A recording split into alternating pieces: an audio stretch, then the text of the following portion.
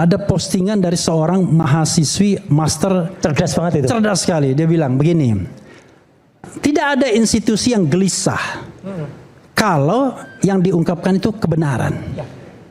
Tapi dia akan gelisah kalau yang ditutupinya adalah kebohongan. Bagaimana mungkin katanya, negara seperti Indonesia ini hanya soal dokumen, ijazah saja susahnya minta ampun. Rakyat disuruh patuh, disuruh jujur, tapi begitu kita minta dokumen pejabat publik, nggak mau dia tunjukkan. Banding dia malah. Padahal yang diminta itu bukan dokumen intelijen, bukan juga dokumen rahasia negara, biasa saja katanya. Gimana? Seru kan nonton episode dari Rakyat Bersuara? Sebelum kita lanjut, jangan lupa like, komen, dan subscribe official YouTube dari Okezone. Kalau udah, sekarang kita lanjut yuk nonton Rakyat Bersuara. Assalamualaikum warahmatullahi wabarakatuh. Waalaikumsalam warahmatullahi wabarakatuh. Saya Setelah 3 jam lebih nih. Setelah 3 jam saya mendengarkan baik-baik dan saya tidak pernah memotong orang. Karena itu dengarkanlah penjelasan saya tanpa dipotong ya. Oke. Jadi begini. Pertama soal restoratif justice itu ya. Sebenarnya ini kan ada dua hal, yaitu formil dan material. Jadi ada seperti coin, two side in one coin. Ya, dia ada dua sisi dari mata uang yang sama. Jadi formilnya perlu, materialnya juga perlu. Itu hukum secara umum. Butuh koin mas. Butuh koin. Memang pasal 361 huruf A KUHP itu Undang-Undang Nomor 20 tahun 2025 mengatakan kalau sebuah kasus itu sudah dalam tahap penyidikan maka digunakan KUHP yang lama, yaitu 881. Tetapi dalam soal restoratif justice persoalannya adalah KUHP yang lama itu tidak mengaturnya. Nah, kalau dia tidak mengaturnya, maka kita pakai teori jenjang peraturan perundang-undangan. Anda tidak boleh terjun ke bawah. Kan pasal peralihan itu hanya dimaksudkan untuk jenjang yang sama. Ya. Kalau sudah dalam tahap penyidikan, maka pakai KUHP yang lama. Kan begitu? Bukan pakai peraturan di bawah KUHP. Ya.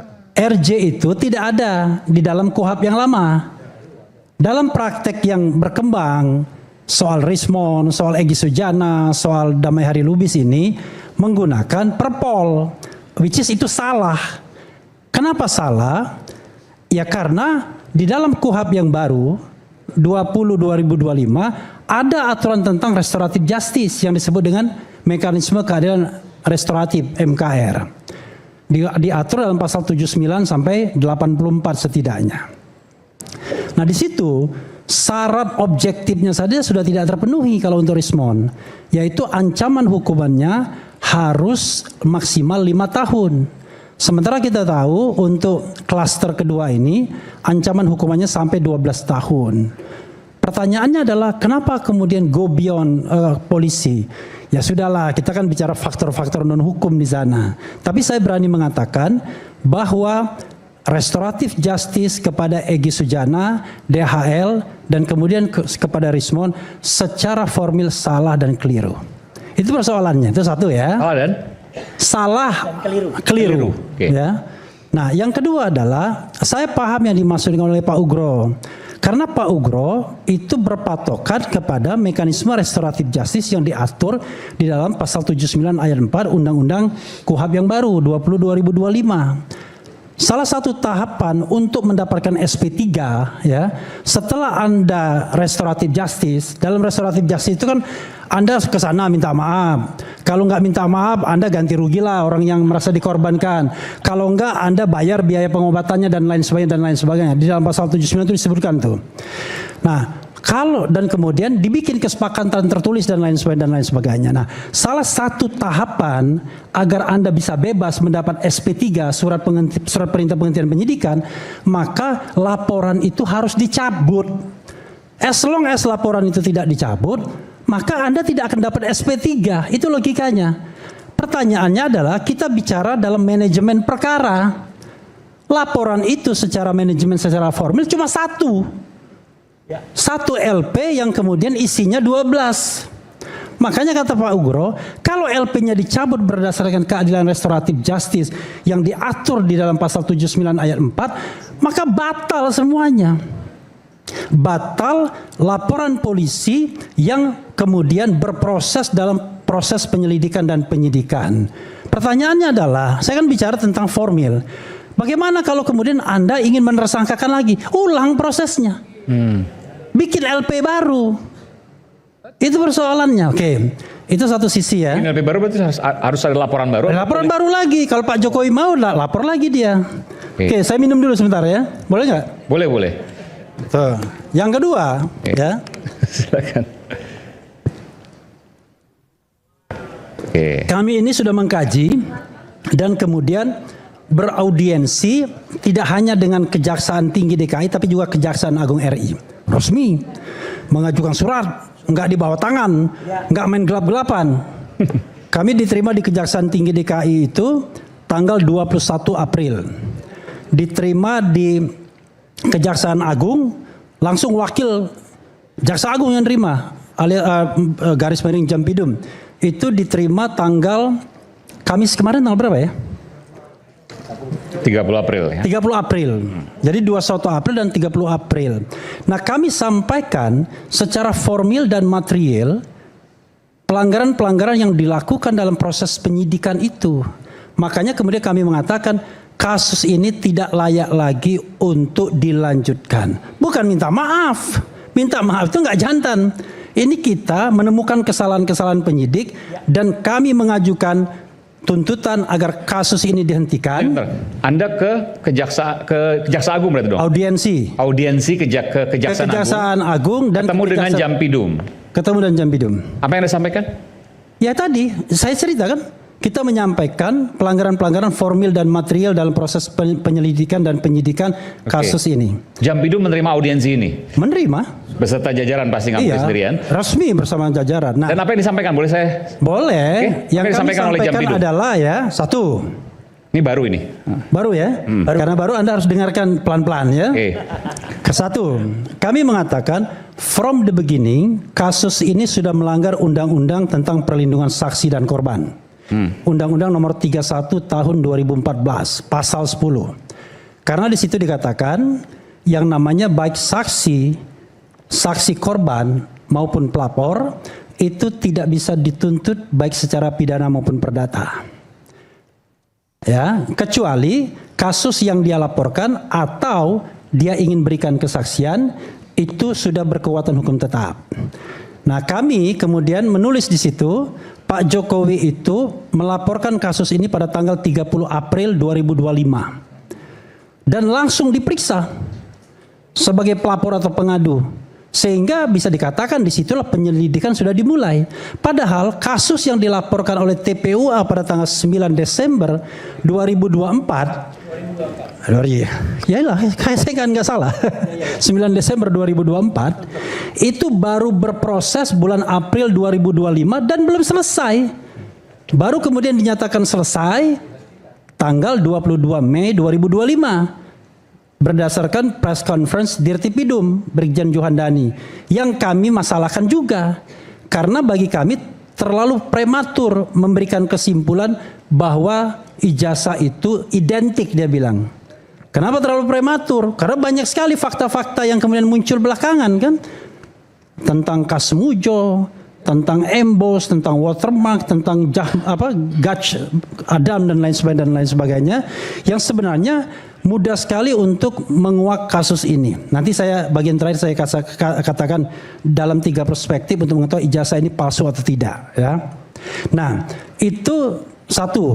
Yang kedua, kami juga mengatakan bahwa baik berdasarkan KUHP lama maupun KUHP baru sudah terjadi pelanggaran hukum pengembalian berkas P19.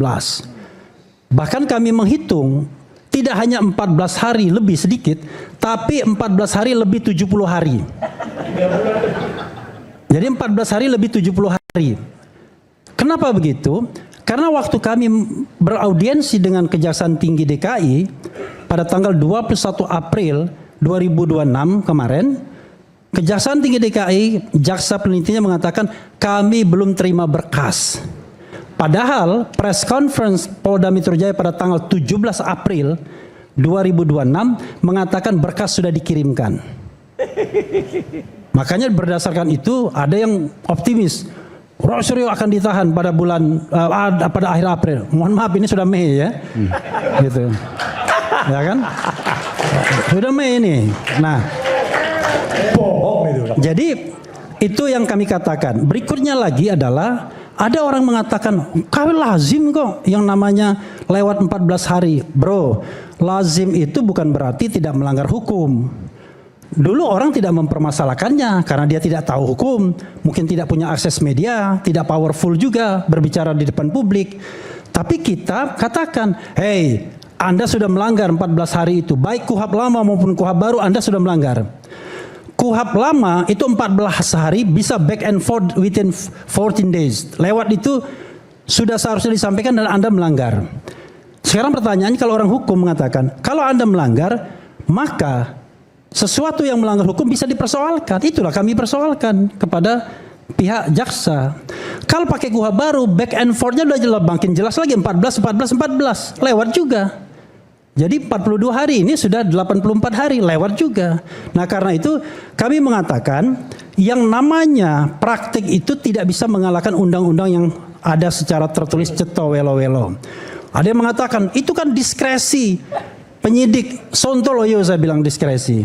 Diskresi itu menurut undang-undang administrasi pemerintahan hanya bisa dilakukan kalau hukumnya tidak jelas, aturannya tidak jelas, abu-abu atau mengandung konflik norma dan lain sebagainya. Tapi kalau jelas ceto welo-welo 14 hari sudah harus disampaikan, itu yang harus diikuti. Kalau tidak diikuti melanggar hukum. Melanggar hukum kami nuntut agar itu tidak dilanjutkan. Oke, saya boleh tanya nggak? Ini karena penting nih. Ini kan pertama kali tadi audiensi Mas Roy, ya. Mas Roy nggak ikut karena dia dia tersangka. Siapa aja yang datang? Boleh saya tahu? Saya tahu. Jadi saya tidak masuk di situ. Bang Refli. Yang jelas Refli Harun. Ya. Kemudian Sang Haji. Waktu ke Kejaksaan Tinggi. Ya. Kemudian ada konsultan Mas Didit. Kemudian satu lagi Wirawan Adnan. Itu di Kejaksaan Tinggi. Bang Wirawan Adnan ya, dia pengacara juga ya? Dia koordinator litigasi Troya. Waktu di Kejaksaan Agung cuma 3. Saya, kemudian Wirawan Adnan, kemudian Yasena. Apa respons dari Jampidum soal ini? Audiensi Anda?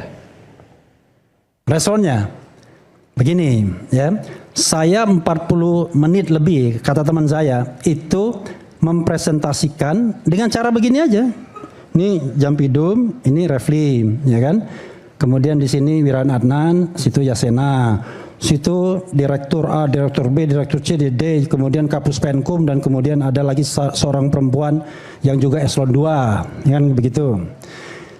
Kita presentasikan secara lengkap selama 40 menit lebih kata teman saya ngomong. Kemudian dilengkapi oleh Wirawan Adnan, dilengkapi oleh Yasena. Tentu saja kan nggak mungkin orangnya saya terima Anda dan lain sebagainya, tapi dia suruh mengomentari ya, direkturnya suruh mencatat dan lain sebagainya. Dia cerita soal bagaimana perubahan-perubahan undang-undang ini bikin semua belajar dan lain sebagainya. Karena waktu di Kejaksaan Tinggi saya minta penegasan yang digunakan KUHP lama atau KUHP baru. Jawabannya? Kombinasi. Mereka tidak saklek KUHP lama atau KUHP baru. Makanya saya katakan kalau kita bicara tentang restoratif justice dan kita saklek pada peraturan perundang-undangan yang lebih tinggi dan by theory, maka tidak bisa menggunakan perpol. Bagaimana perpol disandingkan dengan KUHP yang baru lagi? Anda paham tentang lex superior, derogat, lex inferior, lex posteriori, lex priori. Jadi pertanyaan saya dari semua kejanggalan menurut Anda, yang Anda sampaikan ke pihak jaksa, apa respons pihak jaksa? Mereka memahami itu. Cuman masalah bahwa ada kejanggalan.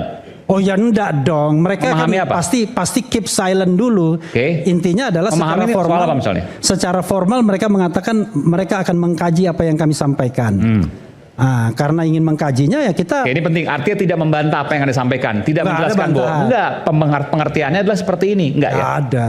Mereka mendengarkan dengan baik, tidak ada bantahan, mengatakan akan mengkaji apa yang kita sampaikan. Tetapi saya juga tidak juga mau pengen luar biasa. Itu kan sesuatu courtesy yang hal yang biasalah kalau kita menyampaikan sesuatu orang mendengarkan, kemudian ya kami terima dan memang secara resmi kami sampaikan dulu ke bagian surat itu waktu di Kejaksaan Tinggi. Oh, bukan lewat WhatsApp ya karena kedekatan dan seterusnya. Ada. Ini penting soalnya. Resmi. Suratnya resmi dan kemudian ketika di Kejaksaan Agung in hand kami sampaikan juga. Oke, ini penting nih. Kami akan susulkan surat materialnya karena kemarin lebih formilnya. Materialnya belum kami sampaikan, hanya lisan penyampaiannya. Tetapi akan kami sampaikan. Kenapa begini? Itu kami lakukan begini. Ada satu hal yang barangkali orang lupa. Ayo kita nanti berhadapan di pengadilan. Sontoloyo saya bilang. Pengadilan itu bukan pengadilan pembuktian ijazah palsu atau tidak. Iya, bukan. Pembuktian ijazah palsu atau tidak kalau Anda mau ya di Solo yang akan digugat baru lagi itu. Itulah pembuktiannya. Tetapi yang akan disidangkan nanti adalah Mas Roy kalau jadi sidang itu akan dituding melakukan fitnah, pencemaran nama baik, kemudian melakukan ujaran kebencian, edit dokumen dan lain sebagainya dengan ancaman hukuman mulai dari 9 bulan sampai 12 tahun penjara. Apakah Anda kemudian akan mendapatkan sebuah statement atau sebuah putusan dari pengadilan? Ya, dengan demikian ijazah Pak Jokowi palsu? No. Apakah ijazah Jokowi akan asli? No. Apapun putusannya, tidak akan ada. Makanya saya mengatakan stop yang ini. Kita buka yang baru. Bila perlu kita adukan lagi ke Bareskrim Mabes Polri berdasarkan data-data yang ada tentang hal seperti ini. Kan begitu. Jadi atau kita bicara tentang out of the court, yaitu penyelesaian bagaimana sisi kenegarawan seorang Jokowi. Misalnya imbauan dari Yusuf Kala, dari seorang pengusaha yang mengatakan kalau ijazahnya itu asli, ini Pak Jokowi ini kejam. Kenapa? Karena dia membiarkan anak bangsa berkelahi setiap saat. Itu kita berkelahi terus kan? Aiman fasilitator perkelahian itu kan? Ini perdebatan. Yang tadi marah-marah saya keluarin. Ya, nah karena itulah kita ingin on the track, yaitu bagaimana kita sebagai bangsa mengembalikan integritas nasional kita. Saya hari ini melihat ada postingan dari seorang mahasiswi master Cerdas banget itu. cerdas sekali. Dia bilang begini, tidak ada institusi yang gelisah kalau yang diungkapkan itu kebenaran. Tapi dia akan gelisah kalau yang ditutupinya adalah kebohongan. Bagaimana mungkin katanya negara seperti Indonesia ini hanya soal dokumen ijazah saja susahnya minta ampun.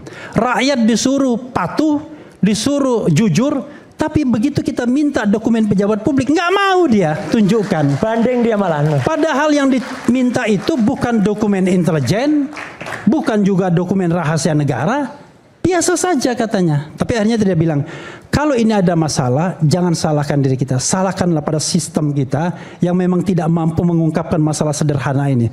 Parah banget kan? Siapa mahasiswanya? Saya belum baca. Dari Titik siapa gitu ya? Titik apa? Nanti saya tunjukkan. Di mana itu Di YouTube saya sudah saya bahas. Sudah. Oke. Di YouTube saya Refli Harun. Raja konten bicara. Udah banyak yang tahu 4 itu. loh. Nah, karena itulah saya kira itu yang ingin saya sampaikan ya. Boleh didebat. Nanti Oke, saya debat silakan. lagi. Wabillahi taufiq wal hidayah. Wassalamualaikum warahmatullahi wabarakatuh. Waalaikumsalam warahmatullahi wabarakatuh.